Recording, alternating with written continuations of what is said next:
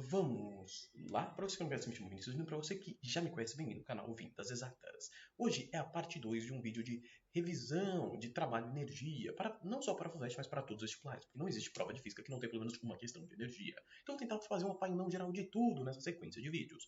Então acompanhe e maratona no canal, se você não viu a parte 1, vai lá que eu defini os conceitos preliminares para que nós possamos continuar.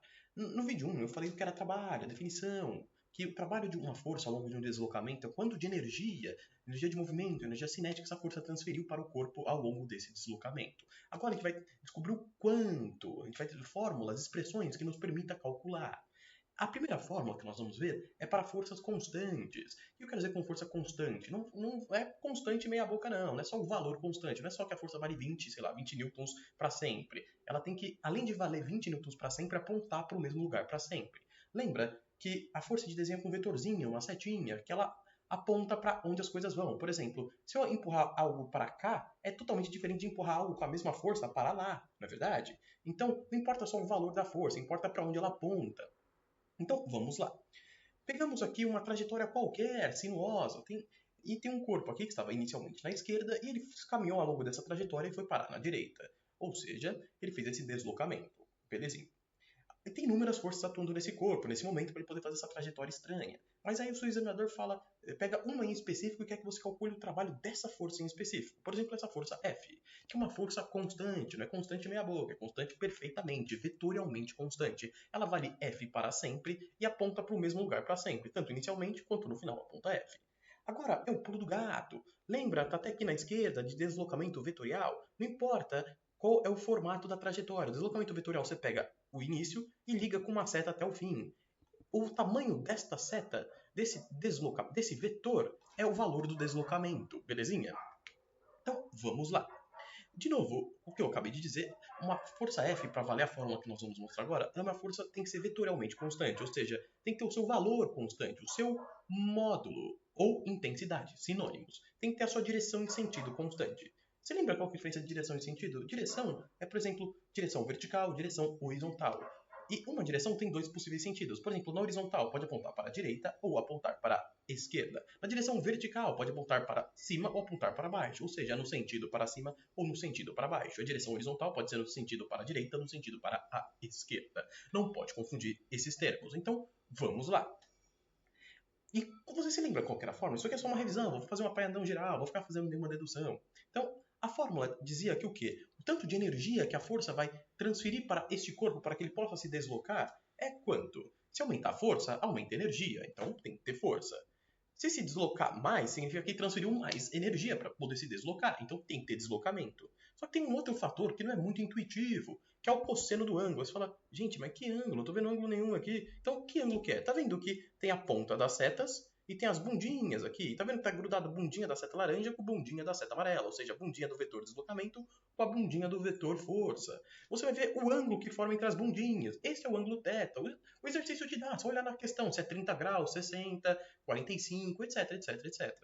Você vai lá, ele vai te dar a força, vai te dar o deslocamento, vai te dar o ângulo. Se for 30 graus, você vai lá, qual que é o cosseno de 30? Raiz de 3 sobre 2, bota aqui. Se for 60 graus, melhor ainda, costuma cair mais. Por quê? Porque o cosseno de 60 é meio, então é muito mais fácil fazer conta com meio. Você vai lá, pega a força, multiplica pelo deslocamento, multiplica por meio e acabou, tem trabalho. O importante só do que abaixar a cabeça e fazer conta é interpretar o valor da conta, interpretar o seu resultado. É isso que as provas modernas cobram de você, que é o aluno que pensa. Então, se nós fizermos a conta do trabalho e o valor der um número positivo, sei lá, 30, 40, 60, significa que a força está dando para o corpo 30, 40 ou 60 joules de energia. Joule é unidade de energia, em homenagem ao físico inglês Joule, beleza?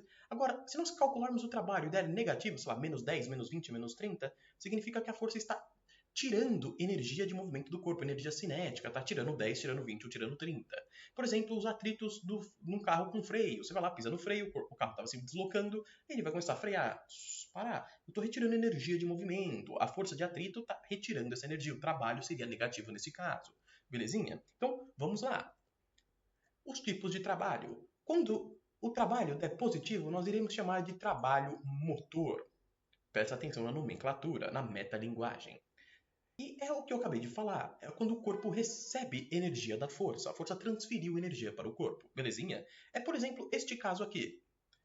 Temos aqui um chãozinho, temos um bloquinho aqui. e eu aplico uma força. Esse bloquinho podia ser, sei lá, uma criança num carrinho. E essa força é a força que o pai pega uma corda e vai amarra e vai puxando a criança. Na verdade, ele vai arrastando. Por mais que a força esteja inclinada, não sei que o pai seja muito bruto, acho que não vai ser, o bloquinho vai se deslocar aonde? Sobre o chão, certo? O carrinho da criança, mas a força é inclinada, não é verdade? Então, o deslocamento vai ser o quê? Na horizontal. E a força está aqui, inclinadinha, é o mesmo valor. O pai não vai ficar puxando a força cada vez mais forte para ficar dando tranco no filho dele, certo? Então ele vai tentar manter a força constante. Belezinha. Agora, como que nós calcularíamos o trabalho neste caso? Nós precisaremos do valor da força, o tamanho do deslocamento e do anglinho das bundinhas. Lembra? Esse anglinho θ. Multiplicaria os três termos. E repare uma coisa, que nesse caso do trabalho motor, a força é a favor do deslocamento. Óbvio, se o deslocamento é para a direita e a força aponta para a direita, a força está ajudando o corpo a se deslocar para a direita. Então, o quê? Nós diremos que o trabalho motor é quando a força é, entre aspas, a favor do deslocamento. Ela não quer atrapalhar, ela quer ajudar, então ela vai dar energia para o corpo se deslocar. E nestes casos, é quando o anglinho, esse que faz aqui com a bundinha, é um anglinho pequenininho, menor que 90, tá entre 0 e 90. Nós falamos que é um ângulo nulo, se for o zero, ou agudo, beleza? Terminologias da matemática, um anglinho pequenininho, é a favor. Então, como que nós vamos calcular? E você se lembra das suas aulas de trigonometria que anglinhos pequenininhos têm cossenos positivos, é aqueles ângulos do primeiro quadrante, lá daquele círculo trigonométrico. Fala, ai gente, por que você tá falando disso? Então, vamos lá. Você não vai precisar de nada disso. A única coisa que saber que é um valor positivo. Sei lá, o cosseno de 60, meio. Cosseno de 45, raiz de 2 sobre 2. Ou seja, não é menos meio, não é menos raiz de 2 sobre 2. É um valor positivo. Belezinha? Então, vamos lá. Vamos aplicar nossa formulinha. O trabalho da força F ao longo desse deslocamento é o valor da força vezes o valor do deslocamento. Perceba que quando eu quero falar valor da força, eu boto essas barrinhas de módulo, beleza? Porque não existe valor negativo de força, não existe valor negativo de vetor, beleza? Então, módulo da força vezes o módulo do deslocamento vezes o cosseno do ângulo. Se o cosseno é positivo, módulo é positivo do deslocamento, módulo da força é positivo, porque não existe módulo negativo. Todo mundo aqui nessa multiplicação é positivo. Então, esse cara vezes esse é mais, vezes mais, vezes mais, que dá mais.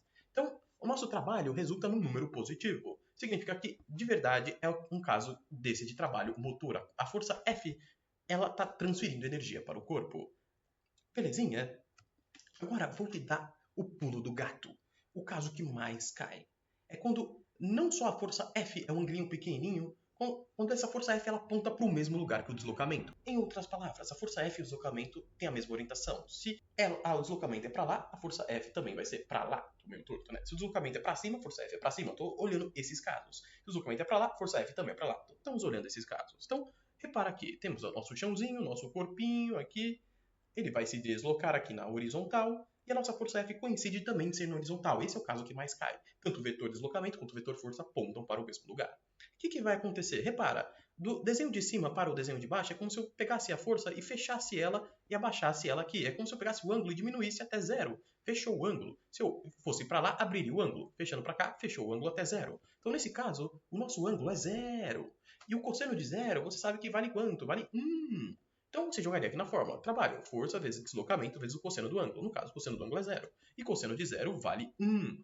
1 vezes qualquer coisa é aquela coisa, não precisa nem colocar. Então, nesse caso, não precisa de seno, no cosseno, não precisa de nada de trigonometria. É só você pegar o valor da força e multiplicar pelo deslocamento. Esse é o que mais cai. Então, não precisa se preocupar com seno, cosseno, trigonometria. Então, vou trazer um exercício da FUVEST para você ver como é fácil. Vamos lá? Aqui está o exercício da FUVEST que eu falei que ia trazer. Ele fala o seguinte: um carregador em um depósito empurra sobre um solo horizontal uma caixa de massa 20 kg, que inicialmente estava em repouso, ou seja, paradinha, velocidade zero inicial.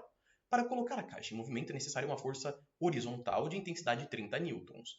Uma vez iniciado o deslizamento, são necessários 20 newtons para manter a caixa movendo-se, com velocidade constante. Grifa velocidade constante. Isso aqui vai ser o mais importante no futuro. Deixa grifadinho, beleza? Ele falou que a gravidade é 10. Beleza, vamos entender o enunciado.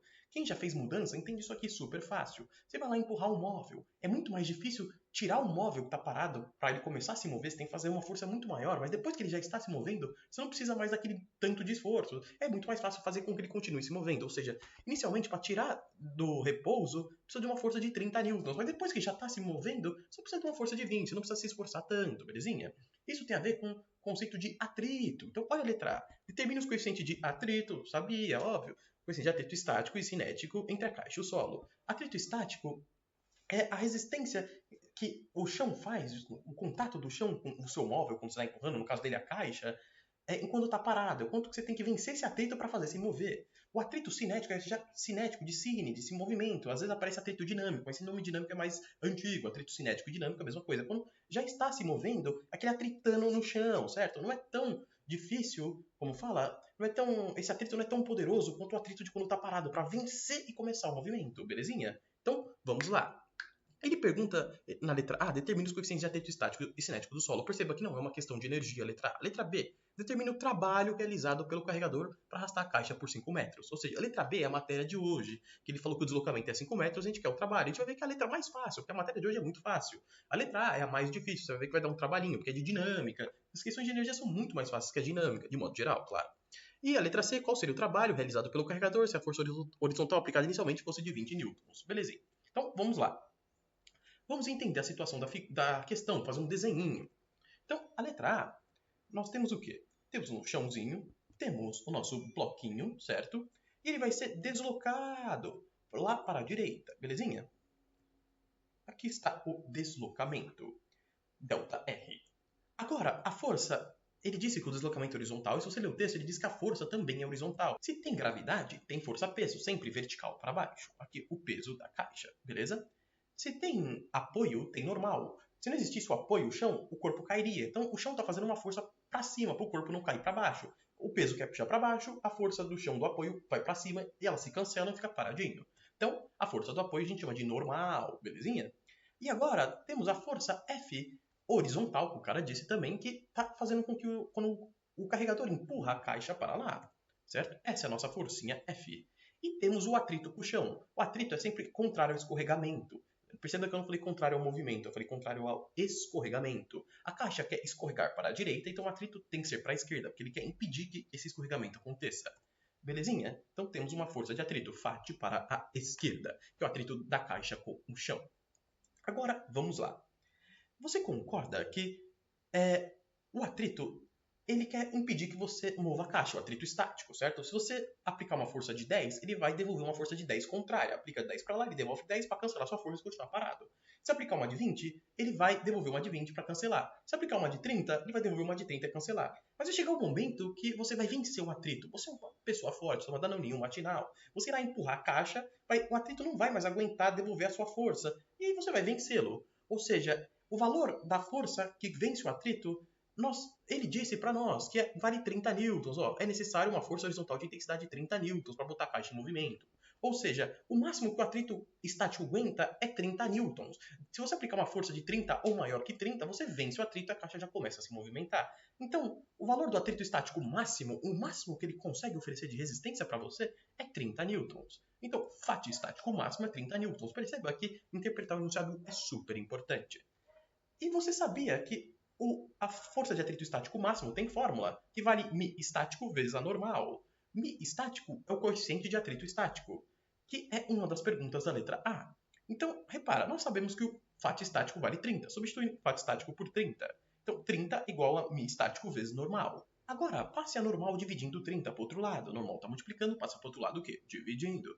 Então, o nosso μ estático é 30 dividido por normal. Significa para descobrir o μ estático, ou seja, o coeficiente de atrito estático, é só descobrir o valor da normal. Pega o 30, divide pelo valor da normal e acabou. Eu sei que você já sabe que é um planinho horizontal, está se movimentando no horizontal, a normal é igual ao peso nesses casos. Então, se a normal é igual ao peso, e o peso vale massa vezes gravidade, normal é igual a massa vezes gravidade. A massa vale 20, está no enunciado, a gravidade vale 10, então 20 vezes 10 costuma dar 200. 200 o quê? Newtons. A unidade de força no sistema internacional é newtons. Homenagem a Isaac Newton, uma das grandes lendas da física. Então, sabemos que o normal vale 200, agora é só dividir. μ é 30 dividido por normal. O normal vale 200, então μ é 30 dividido por 200. Então, o nosso μ estático, 30 dividido por 200, corta 0 em cima e embaixo, tchans, tchans. 3 dividido por 20, vai lá no cantinho, costuma dar 0,15. O nosso μ estático vale 0,15. Acabou a letra A? Não, porque tem que calcular o μ cinético também. É rigorosamente a mesma coisa. Só que repara, no μ cinético, ele disse que a força de 30 é só para começar o movimento. Depois que já se movimentou, ele só precisa de uma forcinha de 20, que esse desenho está aqui. Ele aplica uma força F de 20, certo? Temos o nosso normal, o nosso pezinho e o nosso FAT, que no caso é o cinético, porque ele está se deslocando, se está se movimentando, a gente usa o FAT cinético, belezinha? Então, vamos lá. Agora é o pulo do gato. Grifa isso aqui que eu te falei, que velocidade é constante. Quando a gente disser no enunciado que a velocidade é constante, é a coisa mais importante do enunciado. A resolução necessariamente vai sair desta frase. Se ele te disser que a velocidade é constante, o que nós podemos inferir disso? Que a aceleração é zero. Hã? Você fala, como assim? Aceleração é a grandeza que varia a velocidade. A função do acelerador é variar o velocímetro do seu carro para acelerá-lo, não é verdade? Então, se a velocidade é constante, não tem aceleração, porque se tivesse a velocidade não seria constante. Então, descobrimos que a aceleração é zero. Aí você fala, e no que isso me ajuda? Você se lembra da segunda lei de Newton, também conhecida como princípio fundamental da dinâmica, que diria que a força resultante é massa vezes a aceleração? Se a aceleração é zero, substitui aqui por zero. Resultante é massa vezes zero. Zero vezes qualquer coisa dá zero. Então a nossa resultante é zero. Então só por fato dele falar que a velocidade é constante, a gente pode inferir que a resultante é zero? Sim. E saber que a resultante é zero é super útil. Se a resultante é zero, significa que nenhuma força vence nenhuma. Como assim? Por exemplo, tá vendo que a força F aponta para a direita e o nosso FAT aponta para a esquerda? Se a força F Se a resultante é zero, significa que a força F não ganha o cabo de guerra com o FAT. Se a força F ganhasse, o corpo ia ficar cada vez mais rápido. Se o FAT ganhasse do F, o FAT ia retirar energia do corpo e o corpo ia ficar cada vez mais devagar, ou seja, a velocidade ia variar. Se a normal ganhasse do peso, seria um caso absurdo. A normal é puxar o corpo para cima, o corpo ia sair voando. Não. Se o peso ganhasse da normal, é como se o chão não aguentasse e quebrasse, o corpo caísse. Não acontece, na verdade. O corpo simplesmente se move para a direita com velocidadezinha constante. Então significa o quê? Que as forças que apontam para um lado tem que ser igual à força que aponta para o lado oposto, porque nenhuma pode ganhar de nenhuma. Significa que o F é igual ao FAT e a normal é igual ao peso, como nós já sabíamos, que a normal é igual ao peso. Perceba que eu só pude fazer essas duas igualdades pelo fato da velocidade ser constante, na verdade. Então, isso é super importante. Nunca deixe desapercebido esse detalhe. Então, vamos lá. Nosso F é igual à nossa força de atrito. Se o corpo está se movendo, é força de atrito cinético. E o nosso F, no caso de quando o corpo está se movendo, vale 20. Está aqui, vale 20. Então, o que nós vamos falar? Que o nosso força de atrito cinético, que é igual ao F, que vale 20, então a nossa força de atrito cinético vale 20. Só que a força de atrito cinético também tem fórmula, que é μ cinético vezes normal. A força de atrito estático máximo é μ estático vezes normal. De atrito cinético é μ cinético vezes normal. Então, vamos lá. Força de atrito cinético, μ cinético vezes normal. Força de atrito cinético vale 20. Normal, já calculamos que vale 200. Então, substitui força de atrito cinético por 20, normal por 200. Passa o 200 dividindo, nosso μ cinético é 20 dividido por 200. Corta 0 com 0, chance. É só fazer 2 dividido por 20. Vai lá no cantinho, faz a conta, dá 0,10. Então, nosso μ cinético é 0,10. Perceba que isso aqui foi uma questão de dinâmica, nada tem a ver com nossa matéria de hoje, que é energia. Foi uma questão a letra A foi trabalhosa. Então, as letras B e C não podem ser trabalhosas desse jeito, porque senão você não tem tempo infinito para fazer a prova. Então, você imagina, já dá para se esperar que essas outras letras vão ser mais fáceis. Então, vamos lá. A letra B, que é a matéria de hoje. Determine o trabalho realizado pelo carregador ao arrastar a caixa por 5 metros, ou seja, ele te deu o valor do deslocamento, que é 5 metros. O ΔR, o valor dele, o módulo dele, vale 5 metros. Enquanto a caixa está se movimentando, a força vale 20. Lembra? A força de 30 é só para começar, para startar o movimento. Depois que começou, a força realmente que vai puxar a caixa para que ela se movimente, para que ela se desloque, vale 20 newtons, desculpa. Então, é só falar a força. Então, agora, é só usar a fórmula do trabalho. Trabalho da força F é o valor da força F vezes o deslocamento vezes o cosseno do ângulo. Acabamos de ver que o cosseno do ângulo vale zero, quando tanto a força quanto o deslocamento apontam para o mesmo lado. No caso, ambos apontam para a direita. Então, vou só escrever isso aqui. Trabalho da força F é força vezes o deslocamento vezes o cosseno do ângulo. O cosseno de zero é 1, você já sabe, na verdade. Então, no fundo, é só fazer o valor da força vezes o deslocamento. Valor da força, 20. Deslocamento, 5. 20 vezes 5 costuma dar 100. Então, nosso trabalho vale 100 joules. Cuidado com as porcarias que tem na internet. Tem a noção dessa questão usando, em vez da força de 20, a força de 30. Tá errado, beleza? É a força de 20. Então, agora, vamos para a letra C. Qual seria o trabalho realizado pelo carregador se a força horizontal aplicada inicialmente fosse de 20? Repara, nosso FAT estático máximo nós descobrimos que vale 30. Está aqui no lado esquerdo, vale 30, na verdade. Se nós botássemos uma força de 20, eu nem consegui vencer o atrito. Então a caixa não é nem se movimentar para início de conversa. Se ela nem se movimenta, ela nem se desloca. Se o deslocamento não existe, o deslocamento é zero. Zero vezes qualquer coisa dá zero. Nosso trabalho seria zero. Então você vem aqui e só coloca isso. Se a força fosse 20, o que aconteceria? A força nem venceria o atrito estático máximo. Se ela nem venceria o atrito estático máximo, a caixa nem se deslocaria, nem começaria a se movimentar. O deslocamento seria zero. Isso implicaria, pela fórmula, que o trabalho é zero. E aí, acabou. É só fazer um textinho com isso aqui. E nós acabamos de fazer esse exercício da FUVEST segunda fase. Questãozinha letrada, muito trabalhosa, belezinha? No próximo vídeo, eu vou continuar os outros tipos de trabalho. Quando a gente falou agora quando o trabalho é positivo, vou falar quando o trabalho é negativo e nulo. E depois nós vamos fazer mais exercícios para você, tudo com muito detalhe. Belezinha? E de quebra a gente fez uma revisão de dinâmica e te dei a dica da velocidade constante. Nunca esqueça isso. Nos próximos vídeos a gente vai usar esse fato também. Vou ficando por aqui, deixa o seu like e se inscreva no canal para que você tenha acesso a todo o conteúdo. Ativa o sininho que ao longo desse mês, até chegar no dia do Enem, da Unifesp, etc., vai sair muito conteúdo de física, matemática e o resto das exatas também, beleza? Então é nóis, fui!